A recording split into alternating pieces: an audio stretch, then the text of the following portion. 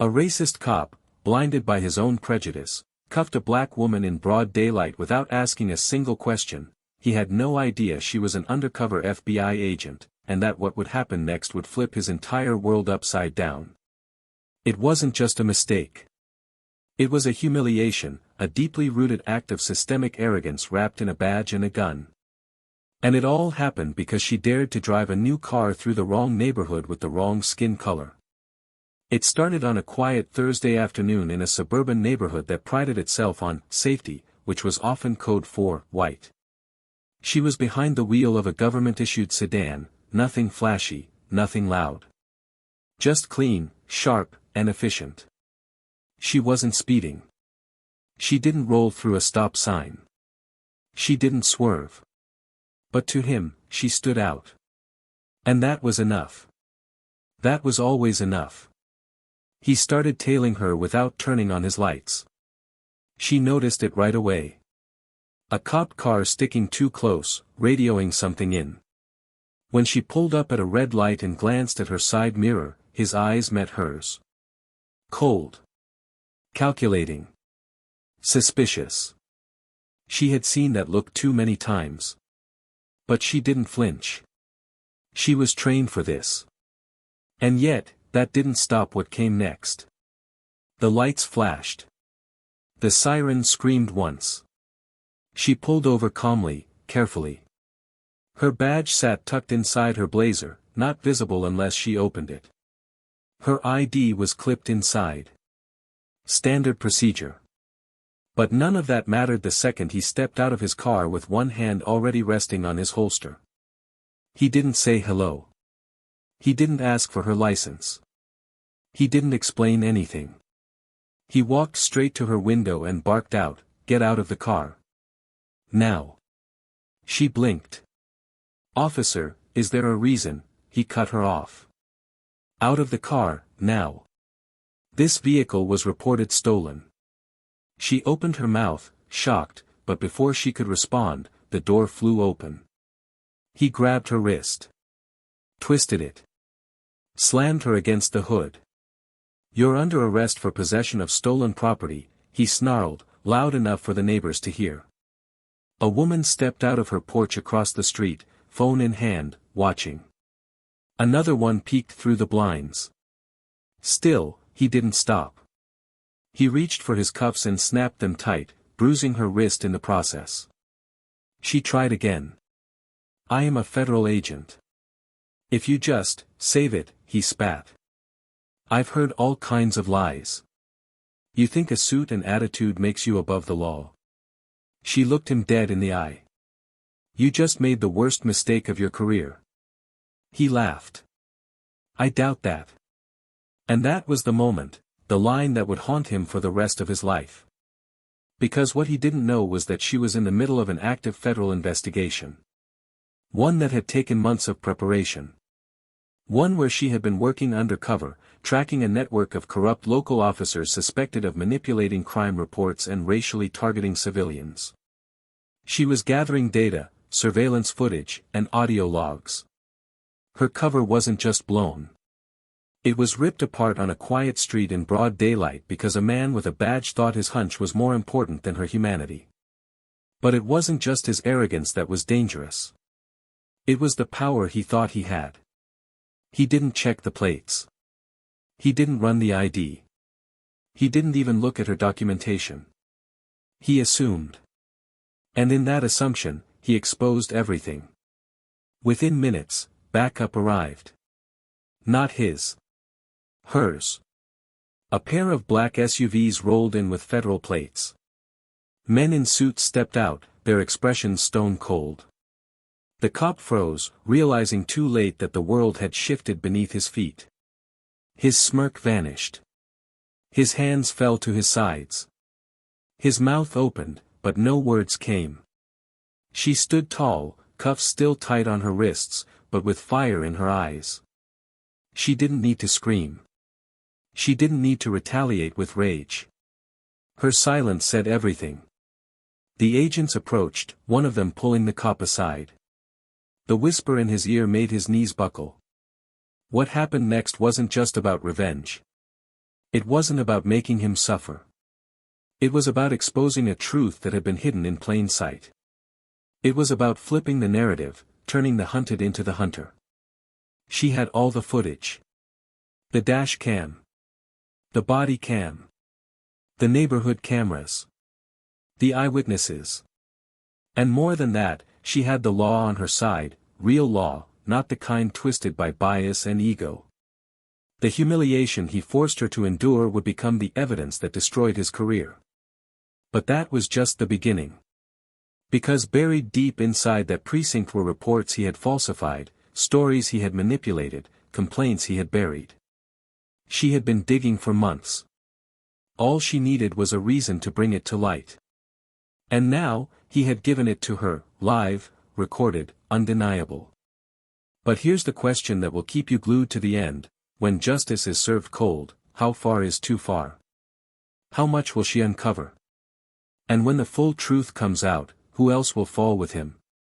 Stay until the end to witness how this story twists in ways you never saw coming, because sometimes, karma doesn't knock. It breaks the door down. Before we begin this story, we want to send a message straight from the heart to every black viewer watching this video: you matter, your voice matters, and your presence is powerful. Here on the Plow of Twist channel, we stand firmly against all forms of racism, prejudice, and injustice. We believe stories can spark change, and this one might hit close to home for many. So, take a deep breath, settle in, and get ready for a powerful ride. You're not alone. We see you. We support you. And we're glad you're here. If you believe in stories that speak truth and deliver justice, subscribe to the channel and let's keep spreading the message together. Now, enjoy the story. Her name was Nia Caldwell. 34 years old, born and raised in Detroit, molded by a mother who worked 2 jobs and a father who believed in quiet discipline. She'd built herself from the ground up, brick by painful brick. Nia wasn't the loudest voice in the room, but she was always the one people listened to when it mattered. With piercing eyes and a calm intensity, she had learned to maneuver in places where her presence was either doubted or quietly resented. From her early days at Quantico, where she graduated in the top 5 of her class, to her years as a field agent operating behind layers of cover, Nia had been tested, over and over again, and she had never cracked. She had something rare: precision under pressure. And underneath her cool professionalism was a fire fueled by every instance she'd been underestimated, overlooked, or flat-out disrespected. Nia wasn't just good at her job. She was exceptional. Her area of expertise: internal corruption. She had a talent for spotting patterns, subtle abuses of power, shifts in language, the discrepancies in paperwork that most eyes skipped. She didn't just catch bad guys. She caught the kind of people who wore uniforms and thought that made them untouchable. And that made her dangerous in circles where power was rarely questioned. That's what brought her to Rosedale, a small suburban city in North Carolina, picturesque on the outside but infected with silence on the inside. A place where racial profiling wasn't written in policy but whispered in practice. The kind of town where people said things like, "not in our neighborhood," and meant it in more ways than one. Rosedale wasn't random. It was targeted. There had been complaints, quiet ones, dismissed quickly, about a pattern of wrongful stops, forged paperwork, and missing audio from body cams. Most of them involved black drivers. All of them were swept under the rug. And the name that kept surfacing in every internal file was Officer Daniel Reed's. Daniel was the kind of cop people either praised or feared, depending on who you were. To some, he was strict but fair. To others, he was a ticking time bomb in a uniform. Mid-40s, square jaw, military posture, and an unshakable belief that his instincts were always right. He had spent the last 15 years patrolling the same blocks, pulling over the same types of people, and getting the same nods of approval from the precinct captain who once called him the kind of officer this city needs. But behind that polished record were countless encounters that never made it into the reports, encounters filled with assumptions, aggression, and authority used like a weapon. Daniel didn't think of himself as racist. He just believed in his gut. And his gut always tightened when he saw someone who didn't fit the neighborhood. His reputation wasn't just tolerated. It was protected. The few times his name had come up in internal reviews, the cases quietly disappeared. Dashcam footage was accidentally deleted. Complainants were discredited. Witnesses changed their stories. That's exactly why the FBI had sent Nia in undercover. She wasn't there to make noise. She was there to gather everything: video, audio, testimony, paper trails. To build something undeniable. She had already been in town for 7 weeks. She rented a small furnished apartment just outside the city limits. She blended in, dressed casually, wore her curls tied back, carried herself like someone who didn't want to be noticed. Every day, she drove a federal fleet vehicle registered under a dummy name. The car was clean, government-issued, and equipped with hidden recorders. She spent her mornings trailing routes where the complaints had originated. In the afternoons, she'd take long drives through the neighborhoods known for their unspoken rules. She was mapping behavior, watching which cars got pulled over, which ones didn't. She logged officer positions, shift overlaps, repeat patterns. It was meticulous, slow work, but necessary. She knew the difference between speculation and proof. And Daniel Reed's? He was careful. He didn't scream slurs. He didn't make obvious threats. He operated in the space just below blatant. Enough to intimidate. Enough to violate. But never enough to be called out, until now. Nia's plan wasn't to confront him. It was to catch him. Let him expose himself. And that required patience. She hadn't spoken to him yet. She'd passed him on the road once or twice, caught glimpses of him from a distance. But on that Thursday afternoon, something changed. She had just wrapped up a long debrief with her federal supervisor and decided to take a drive through Oak Ridge Lane, a pristine strip of suburbia known for manicured lawns, white picket fences, and neighborhood watch signs on every other mailbox. She wasn't speeding. Her music wasn't loud. She was just there, existing, being seen. And apparently, that was enough. Daniel was finishing a call when he saw her drive past. He didn't recognize her face, but he saw the car. It wasn't local. No decals. No college stickers. No kids in the back. Just a single black woman in a late-model sedan moving too slowly, in his opinion, for someone who belonged. His radar didn't beep. His computer didn't flag anything. But his gut told him something was off. He followed her without turning on his lights. Just close enough to observe. He typed the plate into his dash system. No hits. That only made him more suspicious. He radioed in a vague report: possible stolen vehicle. Suspicious driver.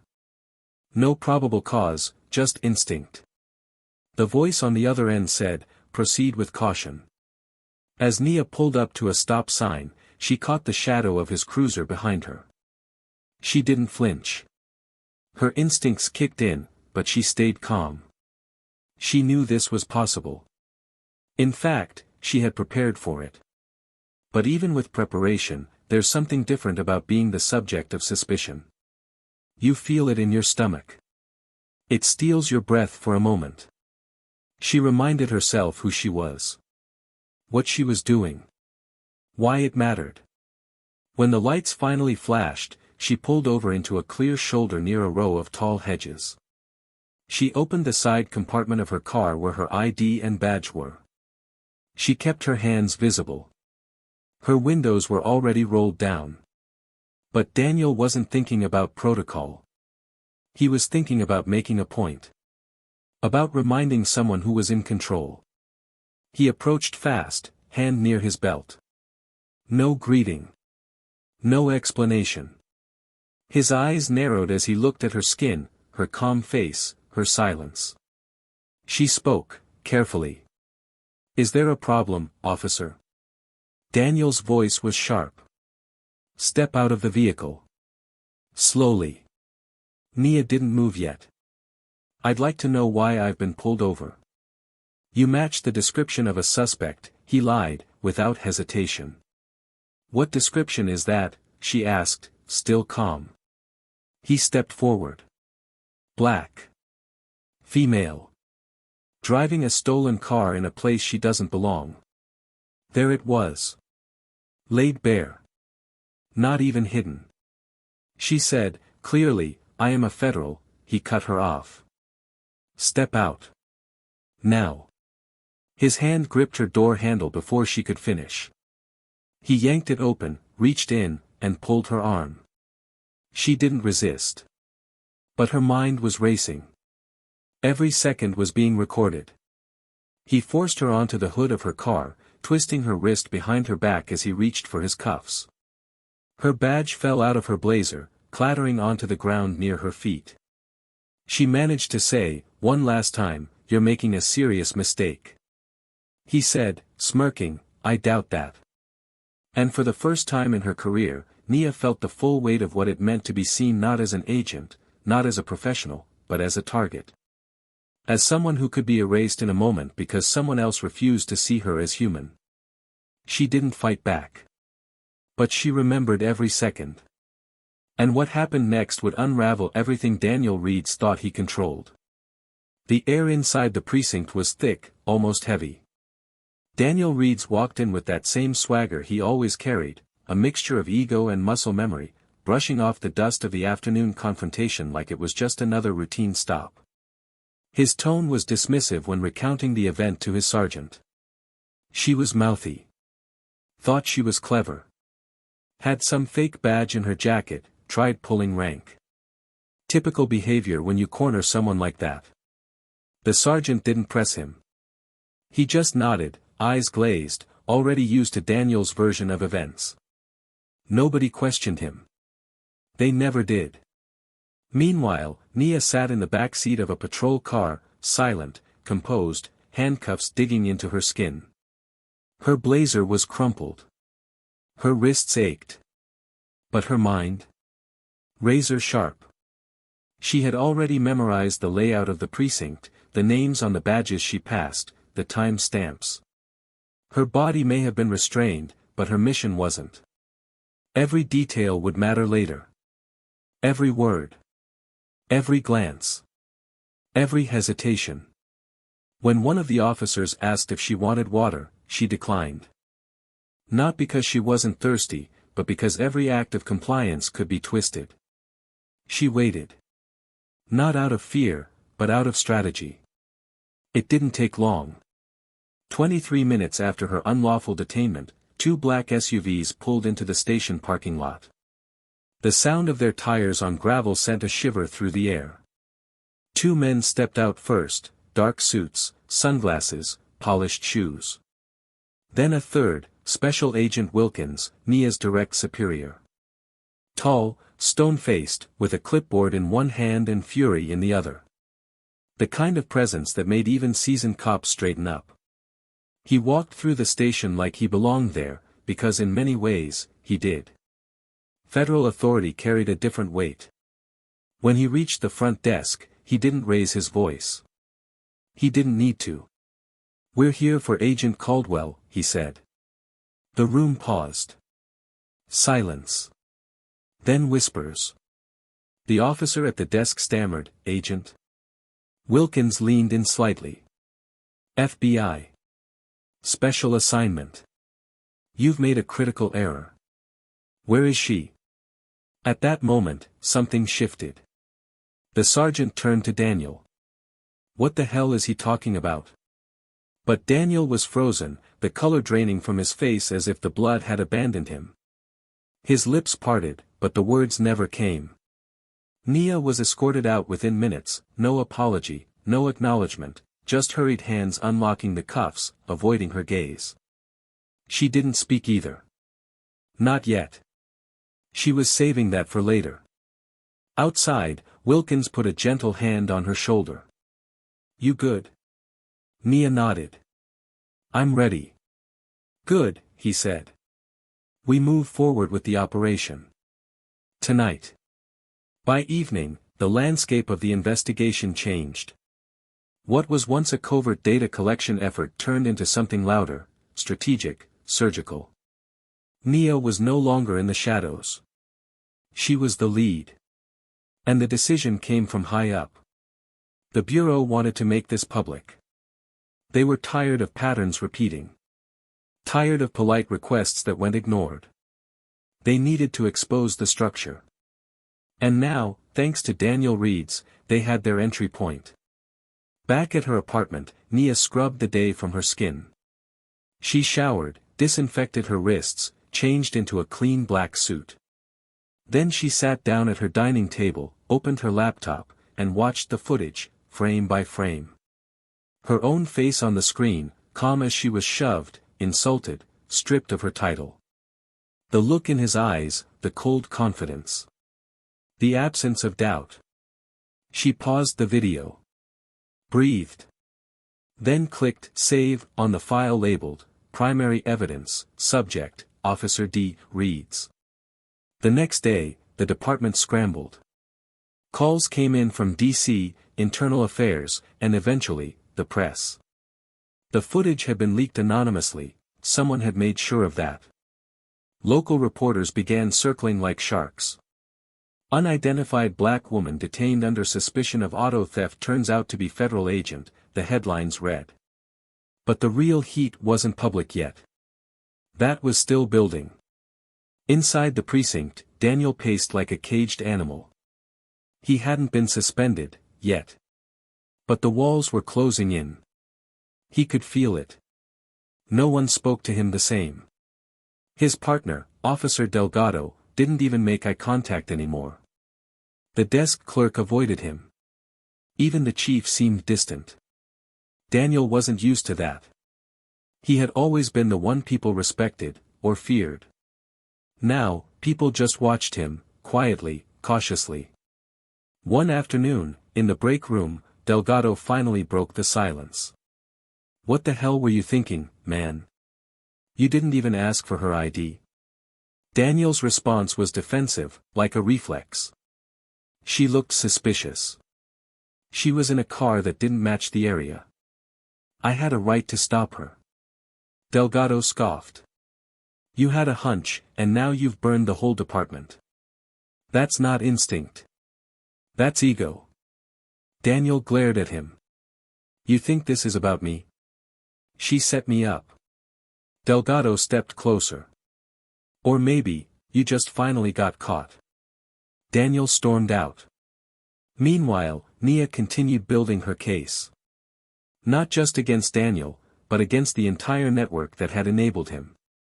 She gathered past complaints, buried audio logs, time sheets with suspicious overlaps. She interviewed victims, quietly, respectfully. Some were hesitant. Others, relieved. People who had lived in fear for years now had someone who believed them. She was methodical, sharp, relentless. At the federal office, Wilkins pulled her aside. Tomorrow, you'll be sitting across from him. Internal review. They're letting us lead the inquiry. Nia asked, will he be prepared? Wilkins shook his head. No. He still thinks this is about that one stop. She didn't smile. But her eyes narrowed with focus. The room where the inquiry would take place was neutral. White walls. Metal chairs. A long table. One camera in the corner. Daniel was already there when Nia walked in, flanked by Wilkins and two DOJ representatives. He looked tired. Paler. His hands shook slightly, though he tried to steady them. He looked at her like she was a ghost from a nightmare he couldn't wake up from. She sat across from him, opened her folder, and didn't say a word. The DOJ rep began with formalities, then leaned back. Nia finally spoke. Her voice was calm, but the words landed like thunder. You claimed I matched the description of a suspect, she said. There was no suspect. Daniel shifted uncomfortably. It was a misunderstanding. She leaned forward. No. It was a pattern. This wasn't about me. This was about who you thought I was. About how many others came before me. About how far you've gone unchecked. The DOJ rep nodded. We have your footage. We have complaints dating back 9 years. We have whistleblowers, former officers, community witnesses. You're not being investigated for a mistake, Officer Reeds. You're being investigated for a systematic abuse of power. Daniel's hands clenched. This is a setup. Nia didn't flinch. No. This is justice. But what Daniel didn't know, what no one in that room knew, was that the evidence Nia had uncovered wasn't the end of it. There was something else. Something buried even deeper. A detail that would not only dismantle his credibility but expose the entire foundation of the department he had protected. And when that truth comes to light, nothing will ever be the same. The temperature in the hearing room had dropped, though no one touched the thermostat. It wasn't the air conditioning. It was the shift in the energy, the suffocating presence of accountability creeping through the walls and sinking into every corner of the room. Daniel sat stiffly, his back pressed hard against the chair, arms crossed tight over his chest like armor that was starting to crack. His face, once a display of control and manufactured confidence, now revealed the signs of fatigue, confusion, and something he would never admit, fear. He had spent years mastering the art of intimidation, perfecting the silent stare, the unshakable tone. But now, he couldn't meet her eyes. And she hadn't even started yet. Nia sat across from him, calm but intense. The badge clipped to her belt wasn't just a symbol anymore, it was a weapon sharpened by truth. The files in front of her were not documents, they were detonators. But she didn't move fast.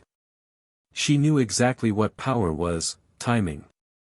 She flipped open the manila folder, not rushing, letting the tension simmer as she laid out one photo, one printed email, and a sealed envelope. One after the other. She didn't look at him as she did it. She wanted him to look first. And he did. His eyes twitched when they landed on the photo, grainy surveillance still showing him in the parking lot of a gas station at midnight, meeting with a man who didn't work for the department. The same man who had appeared in 3 of the unsolved civilian complaints filed against the Rosedale police. Wilkins remained silent beside her, arms folded, waiting for Nia to take the lead. The DOJ officials watched every move, pens poised, but no one spoke. It was her show now. She leaned in slightly, locking eyes with Daniel for the first time. Let's talk about Travis Keene. Daniel blinked. He didn't respond. She continued, voice steady. He's not a civilian, is he? He's an informant. But he's never been logged. Never been paid officially. Never filed. Yet you've met with him 12 times in the last 8 months. Off duty. In unmarked spaces. No backup. No paperwork. Care to explain why? Daniel shifted in his seat, cleared his throat, and tried to find something firm to stand on. He's a local tip source. Nothing official. Street-level stuff. Nia didn't blink. Yet his name shows up in 3 use of force reports you filed, all against black men. All dismissed due to lack of evidence after your testimony. You say street-level. I say weaponized. Daniel laughed, but it came out dry, nervous. You're reaching. That's not illegal. She smiled faintly, the kind that didn't reach her eyes. It is when you falsify documentation to frame innocent civilians. It is when you cover up an off-book surveillance arrangement and use that to justify harassment. It is when your so-called informant plants stolen goods into cars you just happen to pull over. And it's criminal conspiracy when those acts result in arrests that protect your department's tough-on-crime narrative. The room was silent. No one moved. Then she dropped the envelope onto the table and tapped it once with her finger. Inside here is a signed affidavit from Travis Keene himself. We flipped him last week. He talked. A lot. Gave us names, dates, locations. Told us exactly how you coached him. Told us how you made sure his targets always matched one profile. Daniel's voice cracked for the first time. This is bullshit. Wilkins leaned forward, slow and deliberate. No, Officer Reeds. What's bullshit is the system you helped build. And now it's collapsing. Daniel's mouth opened, but nothing came. His mind was racing, reaching for a lifeline that didn't exist. For the first time, he realized the structure that had always protected him wasn't just fragile, it was gone. His gaze bounced around the room. No allies. No nods of approval. No one offering cover. Nia continued, her tone sharpening. But it gets worse, doesn't it? Because we traced 2 of those false arrests to a private security firm that received city contracts based on rising crime data that you helped inflate. That firm? Owned by your cousin. A man who funneled money back into your campaign for precinct union chair. Daniel leaned back, chest rising and falling faster now. You're making this personal. She shook her head. No, I'm making it factual. She slid another document across the table, bank records, signatures, timestamps. And then, with absolute calm, she said, this isn't about your bad judgment anymore. It's about organized manipulation, systemic exploitation, and federal fraud. One of the DOJ officials finally spoke. At this point, Officer Reeds, you are not only under internal investigation, you are now the subject of a federal criminal inquiry. You have the right to counsel. You are not obligated to respond further without representation. Daniel stood suddenly, chair scraping the floor violently behind him. This is all a setup. She planned this, she baited me. Wilkins rose to his feet slowly. She didn't need to bait you. You walked into it. Daniel pointed a shaking finger at Nia.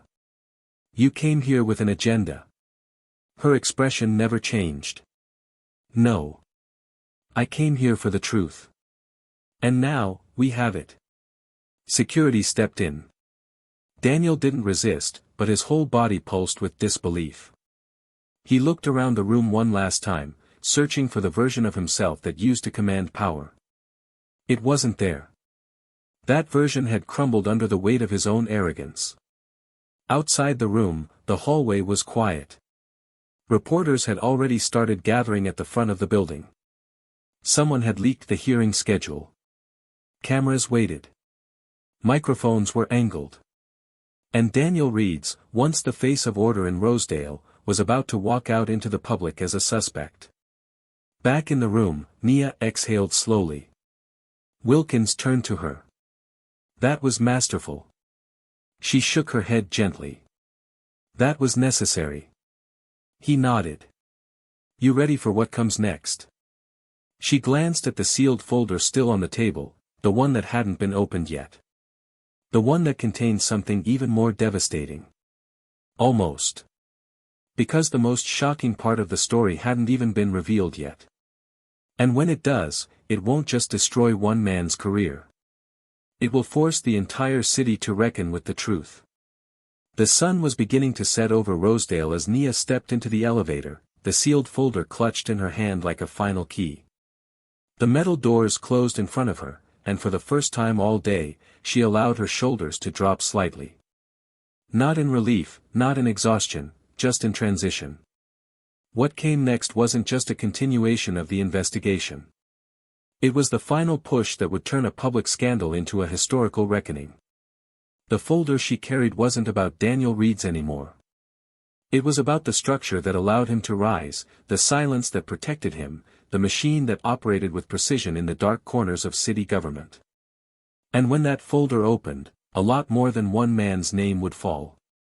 Upstairs, in the operations room that had been turned into temporary federal headquarters, Wilkins stood beside a corkboard filled with interconnected lines of investigation, faces, dates, arrows looping like a spiderweb of corruption.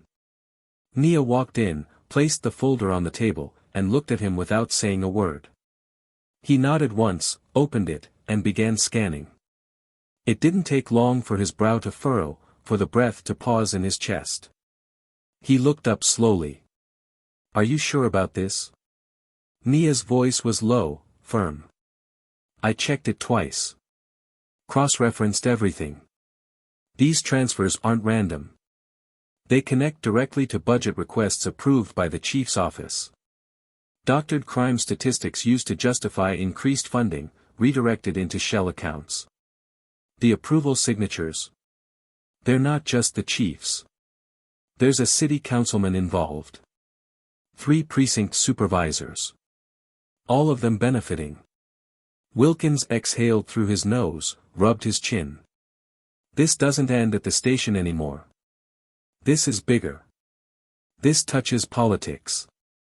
Development money. Even the mayor's task force." She nodded. "That's why they protected him for so long. He wasn't just a problem. He was an asset."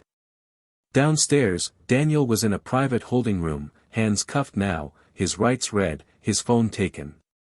His lawyer hadn't arrived yet. And with every minute that passed, the weight of his new reality grew heavier. There was no press conference to spin, no backroom deal to make it go away. The evidence was airtight. The narrative was clear. But it wasn't the facts that were eating at him, it was the humiliation. The loss of the illusion that he was untouchable. The growing understanding that the very system he had served without question had decided he was expendable the moment he became a liability. He leaned forward in his chair, sweat beading at the back of his neck, his knee bouncing uncontrollably. He didn't feel powerful. He felt disposable.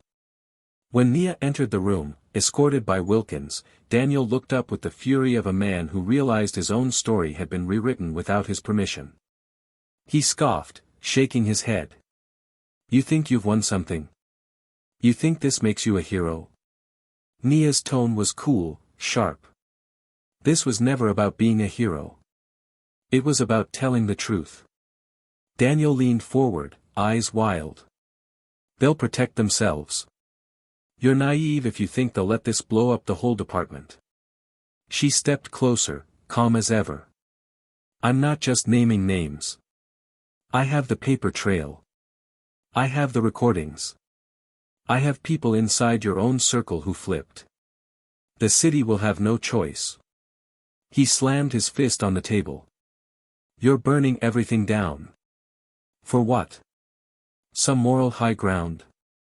Do you think they care about you once this is over?" Wilkins stepped in. "You cared when it was your career on the line. You cared when the promotions rolled in. Now you're upset because the same system you benefited from is finally facing a mirror." Daniel pointed at Nia. "You have no idea how deep this goes. You think you're in control, but you're not. You're just a tool they'll toss out the second the headlines fade." She didn't flinch. "Maybe. But while the world's watching, we're going to drag every rotten piece of this into the light.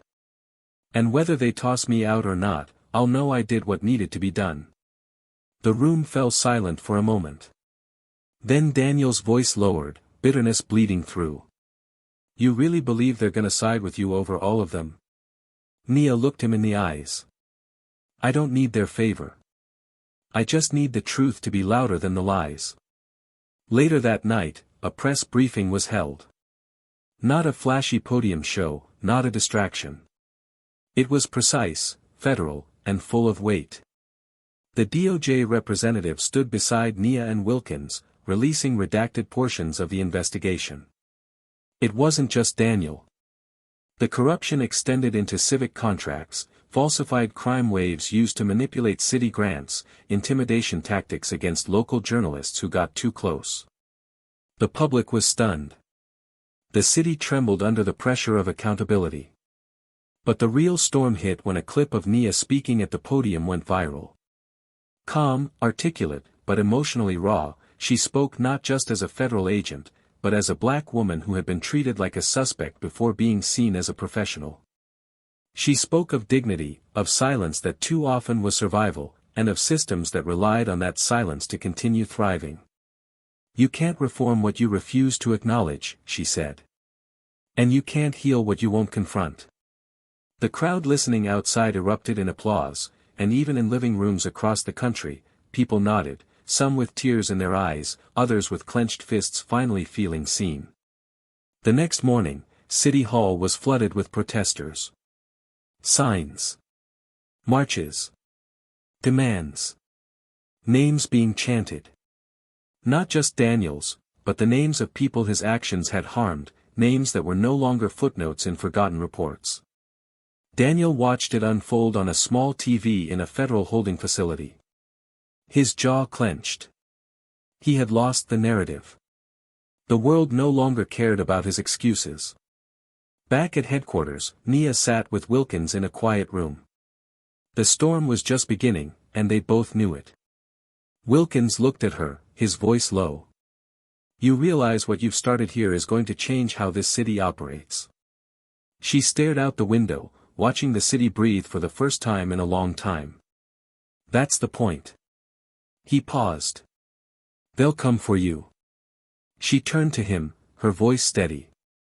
Then let them. Because this time, she wasn't alone. And the truth had already taken root. The days that followed the press briefing felt heavier than anything Nia had ever experienced in her career. Not because she doubted her decision, she didn't, but because she could feel the sheer weight of what had been set into motion. This wasn't like her previous cases where the fallout was neatly contained, wrapped up in federal indictments and quiet settlements. No, this had exploded into something far larger, more volatile.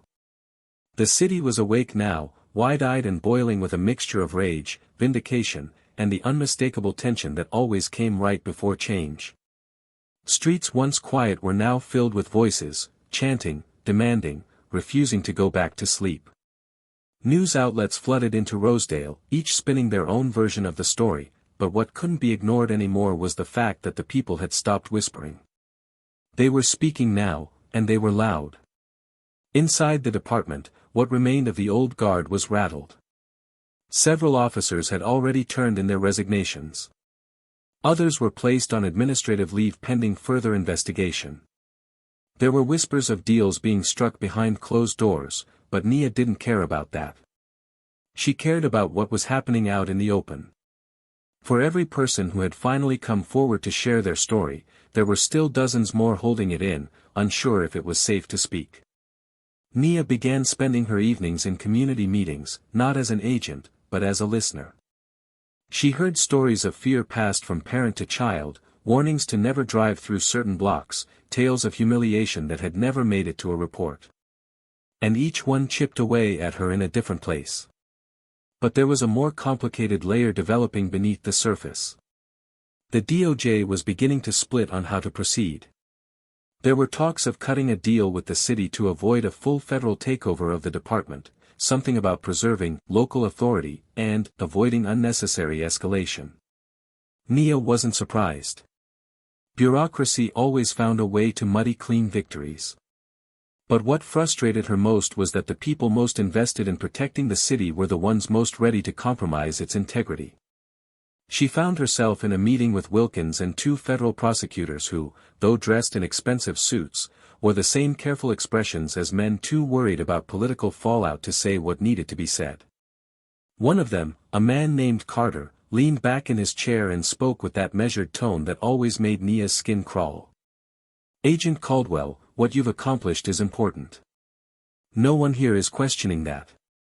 But we need to consider long-term impact. If we force the mayor's office into a corner, we may lose cooperation from other departments." Nia folded her arms. "We're not here for cooperation. We're here for accountability. We don't need their permission to clean house." Carter offered a diplomatic smile. "We need their infrastructure to implement change. Otherwise, the community suffers in the vacuum." Wilkins shifted in his seat, clearly uncomfortable. Nia's jaw tightened. "So what you're saying is, we give them a way out. Let the ones at the top save face, sweep the rest under the rug, and call it progress." Carter shrugged. "It's better than a city collapsing under the weight of its own secrets." Nia stood. "You can do what you want. But I didn't risk everything for a controlled burn. If we don't finish this the right way, it happens again. And next time, it's someone who doesn't have a badge to prove who they are." She left the room without another word, heart pounding, knowing she had just stepped into a much bigger fight. The real battle wasn't with the corrupt cops. It was with the system that would rather manage injustice than eradicate it. Meanwhile, Daniel's arraignment drew national coverage. He appeared in court in an orange jumpsuit, hands cuffed in front of him, the same way he had cuffed so many others. The irony wasn't lost on anyone watching. But beneath the surface of his humiliation, there was something else brewing, a quiet, dangerous bitterness. Through his attorney, Daniel began pushing a counter-narrative. He claimed he was a scapegoat, a fall guy for a system that used him as long as it served them. And while some dismissed it as desperate spin, others, especially within certain political groups, began to amplify it. They painted him as a casualty of cancel culture, of federal overreach, of a war on law enforcement. Nia watched this unfold with disgust. It wasn't new. She had seen it before. The twisted framing of justice as betrayal. But what she hadn't anticipated was the internal pushback. Some within the bureau started questioning whether her involvement had become too personal, if her presence at community events was blurring professional lines. They whispered about whether she was becoming a symbol instead of a strategist. Nia faced it with the same resolve she had always carried, but it stung nonetheless. Because the truth was, it was personal now. It was personal when she was slammed against her own car. It was personal when people who looked like her were systematically targeted. And it was personal every time someone tried to make her choose between being a black woman and being a federal agent. One evening, while preparing for a follow-up hearing, Nia sat in a dim office, reviewing documents when Wilkins walked in. He closed the door behind him and leaned against the wall, arms crossed. "They're moving forward with the settlement. No federal oversight. The mayors agreed to reforms, but they'll be supervised locally." She didn't even look up. "So they get to pretend they fixed it." He sighed. "They're calling it a compromise." Nia finally turned to face him. "No. It's a retreat. You know what's going to happen, don't you? They'll make a few statements, hold some workshops, and within a year it'll be like none of this happened. Until the next one." Wilkins walked over, sat across from her. "You did more than most ever get to do. You cracked something wide open. You exposed the rot." She looked at him, eyes tired but still fierce. "I didn't come here to crack something. I came here to change it." There was a pause. Then he asked quietly, "So what now?" And that was the question, wasn't it? Because winning the battle wasn't the same as winning the war. And sometimes, exposing the truth only revealed how deeply the lies had taken root. Nia sat with that thought, the weight of it sinking in. Outside, the city was still moving. Still marching. But the cameras were starting to leave. The coverage was shifting. The world's attention, like always, was turning to something new. But for the people who lived there, the fight was just beginning. Nia knew she had a choice. Stay within the bureau and keep pushing from the inside, or step out, take a different path, and make herself the kind of voice that couldn't be quieted or controlled. It wasn't an easy choice. Either way, she'd be risking something. But the time for comfort had passed. And what came next, would shake more than just a city. The days that followed stretched with a strange sense of stillness, the kind that hums just before a decision is made that cannot be undone. Nia found herself suspended in a tension she couldn't quite name, a cocktail of rage, disappointment, purpose, and exhaustion. The energy in the city was still charged, yes, but a creeping numbness was beginning to settle into the institutional layers. There was no question that something seismic had occurred, but institutions were masters at survival. They knew how to adapt just enough to remain the same underneath. And that truth sat with Nia like an ache in her chest that wouldn't go away. The DOJ had released a report outlining recommendations for reform, full of phrases like implicit bias training, community outreach initiatives, and policy reassessment. It was the kind of language that sounded good on camera but felt hollow in the streets. People wanted accountability. They wanted removal, not reassignment. They wanted change, not appeasement. But politics had its own rhythm, and Nia was learning just how slow it danced when the music didn't suit its interests. She sat in her apartment one night, the lights low, fingers grazing the rim of a coffee mug gone cold hours ago. Her phone buzzed once, an alert from a journalist she'd met during the case. The headline made her lips curl into a grim, bitter smile: Officer Reed's May strike deal for reduced sentence in exchange for testimony. Of course. It made sense. They would squeeze him for what he knew, let him name others, and in return, he'd get a softened blow. Justice, as usual, was being weighed against convenience. The next morning, she stepped into the bureau building for what might be the last time.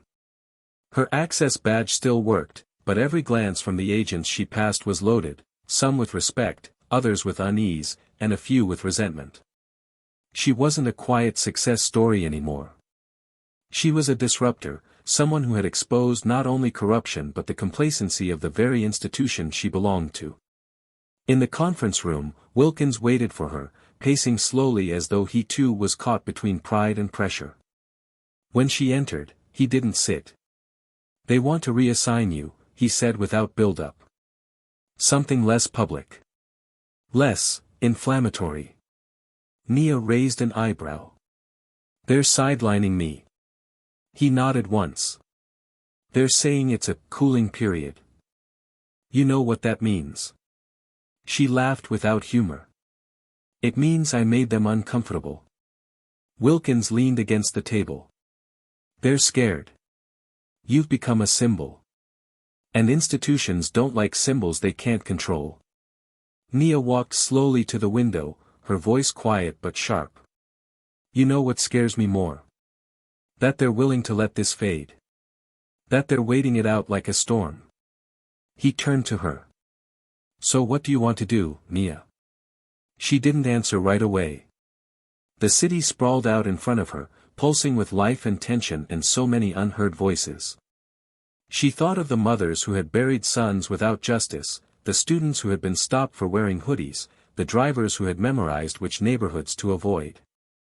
She thought of all the people who had watched her press conference and saw not a federal agent, but a reflection of their own silence cracking open. Finally, she said, "I'm not staying quiet." Wilkins sighed, both proud and concerned. "Then you know what that means." She nodded. "It means I have to walk away."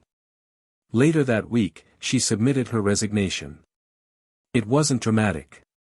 No press release. No headlines. Just a clean, typed letter and a long moment standing in front of the building before turning her back on it. But it didn't feel like giving up.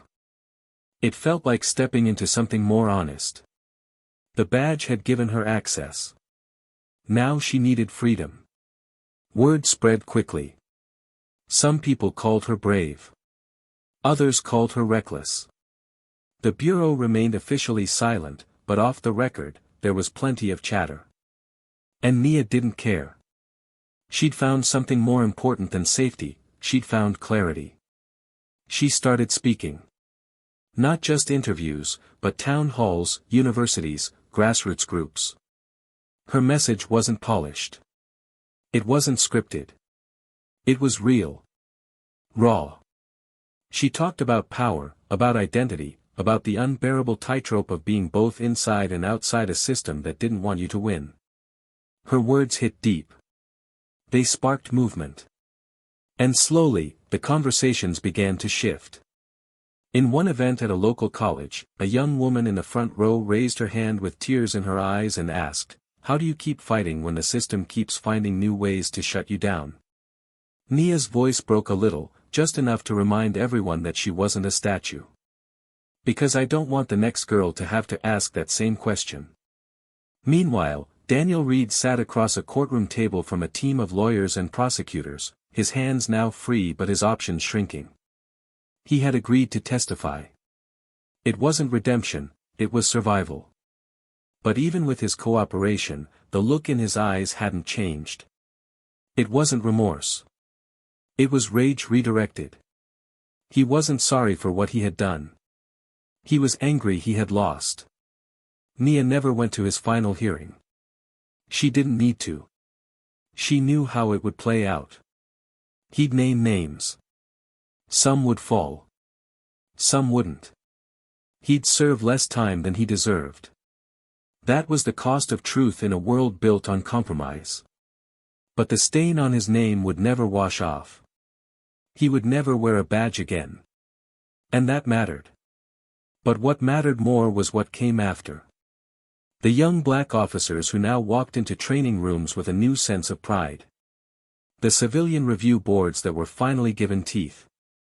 The shift, subtle but real, in how people questioned authority, not with blind suspicion, but with informed vigilance. Nia sat one afternoon in a small cafe across town, notebook open, pen in hand. She wasn't sure what the next chapter would be. She didn't know if she'd return to law enforcement in some form, or if her path was now entirely different. But she knew this, she had done something that couldn't be undone. She had shaken the ground. And though the world had tried to wrap it up and move on, the echo was still there. Wilkins called her sometimes. They didn't talk about the bureau much. He updated her quietly on policy changes, on indictments moving forward, on cases being reopened. She listened, grateful, but not anchored to it. She was moving forward in her own way. One evening, she stood before a crowd at a public forum and said something she hadn't planned. She looked out at the faces, lit by the soft glow of phone cameras and overhead lights, and said, "They tried to define me by one moment, being cuffed, being dismissed, being silenced. But I don't carry that moment like a wound. I carry it like a weapon. Because every time they tried to shrink me, I grew sharper. And now, I'm not asking for permission to exist. I'm demanding the right to rebuild." The room erupted. Not just in applause, but in shared fire. And in that moment, Nia knew something undeniable. The system might adapt. It might survive. But so would she. And she wasn't alone anymore. It was a crisp morning when Nia returned to Rosedale, not as an agent, not as a whistleblower, but simply as herself. The sharp hum of the city felt different now. The faces on the sidewalks weren't guarded the way they used to be. There were still whispers of tension in the air, yes, but something deeper had changed. People looked each other in the eye more often. Shopkeepers greeted strangers with a cautious but real warmth. Officers patrolled the streets, but with new eyes watching them. There were more community liaisons now, more civilians embedded in policy meetings.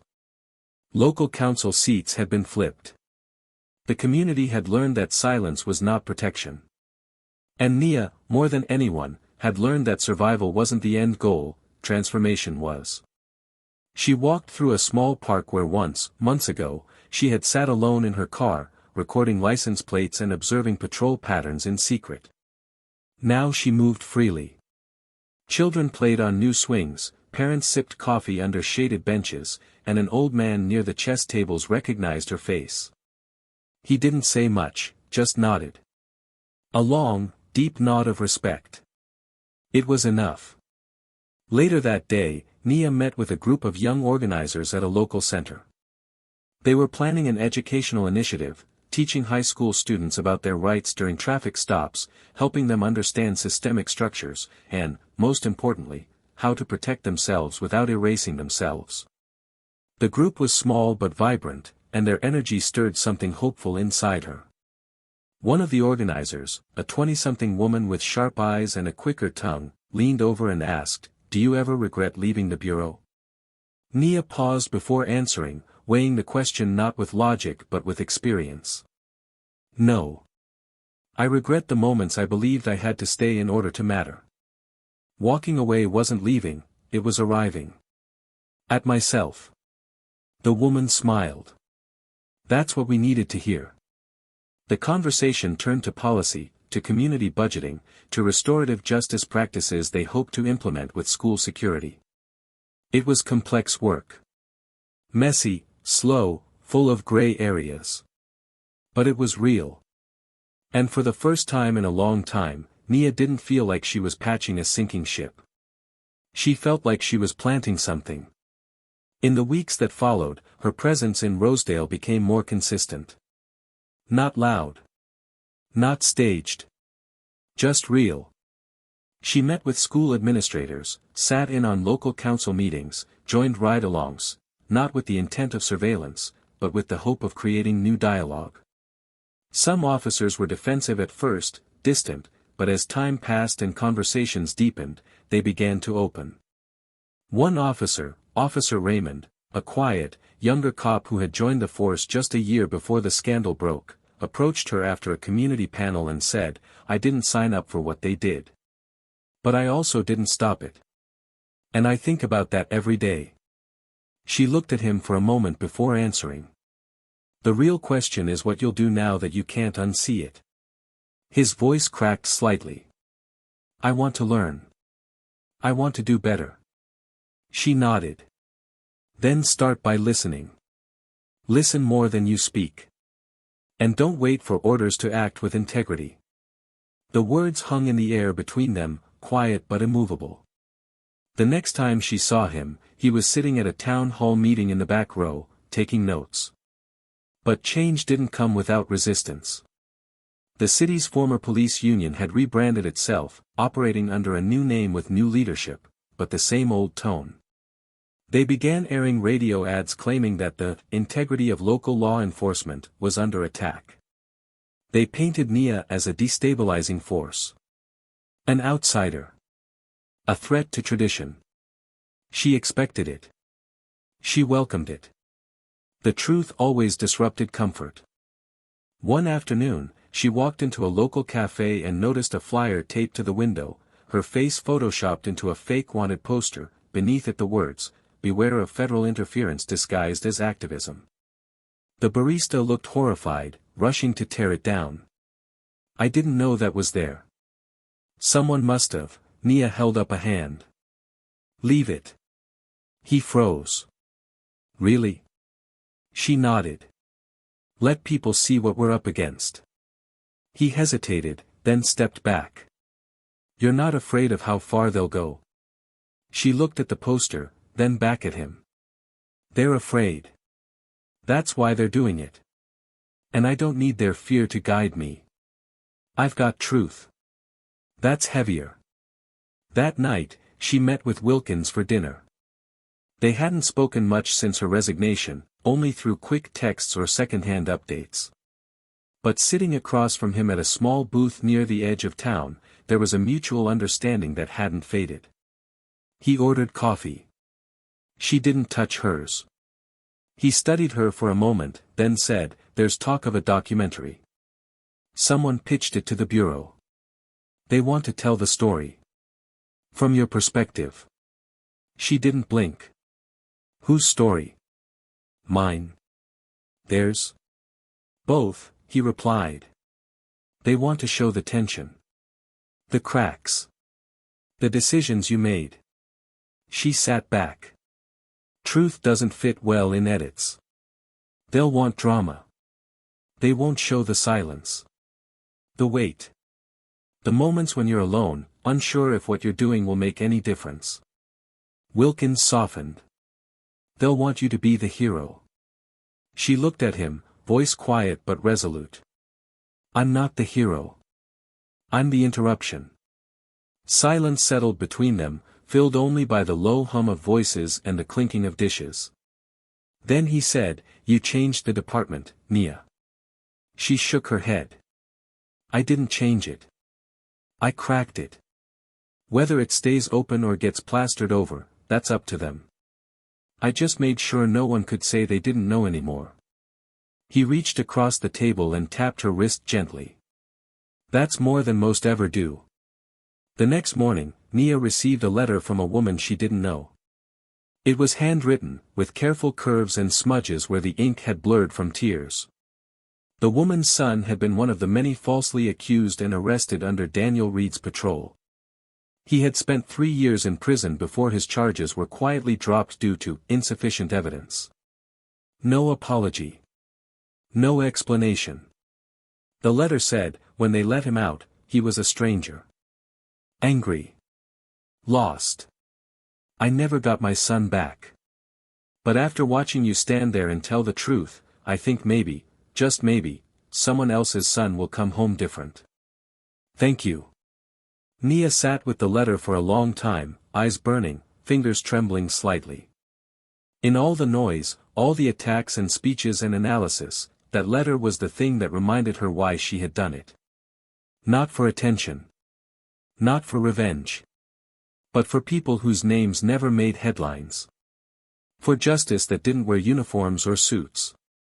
For dignity. And now, as the city found its footing again, she was preparing something else. Something that would outlast speeches and briefings. A foundation. A platform to support local leaders, youth advocates, legal aid programs. Not tied to any political office. Not filtered through government hands. Independent. Bold. Rooted. Because truth was just the beginning. The real work had only just begun. The courtroom was quiet when the final verdict was read. Daniel Reed sat motionless, jaw clenched, fingers twitching faintly in his lap as the judge listed the charges he had pled to: conspiracy to violate civil rights under color of law, falsification of police records, obstruction of justice. He wouldn't serve decades behind bars, but the sentence was stiff enough to remove any doubt. His power was gone, stripped away, and branded with the kind of guilt that clung forever. He would never wear a badge again. Never sit behind a desk with authority. Never teach others to fear him. His face, once the symbol of control in Rosedale, now flickered across national headlines as a warning. The courtroom emptied slowly, reporters murmuring into microphones, but he remained seated, numb and exposed. The silence around him wasn't just the end of a trial, it was the death of a version of himself that had been built on unchecked privilege. As for the city, Rosedale didn't collapse under the truth. It recalibrated. Leadership changed hands in both subtle and seismic ways. The mayor who once publicly dodged accountability was quietly ousted in the next election, replaced by a community organizer who had stood beside victims during the protests, not behind podiums. A new police chief was appointed, someone who didn't come from within the old ranks, but from a department known for restorative practices and civilian oversight. Departments were audited, training overhauled, and recruitment practices rewritten. Civilian review boards expanded. But even with these changes, the scars remained. That was the thing about systemic harm, it doesn't vanish with policy. It lingers in memory, in hesitation, in the quiet moments when people glance over their shoulders wondering if anything really changed. But the truth had been named.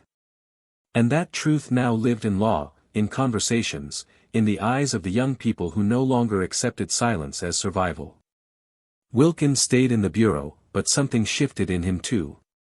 The man who once clung tightly to protocol had begun mentoring younger agents in a different way, less focused on compliance, more rooted in courage.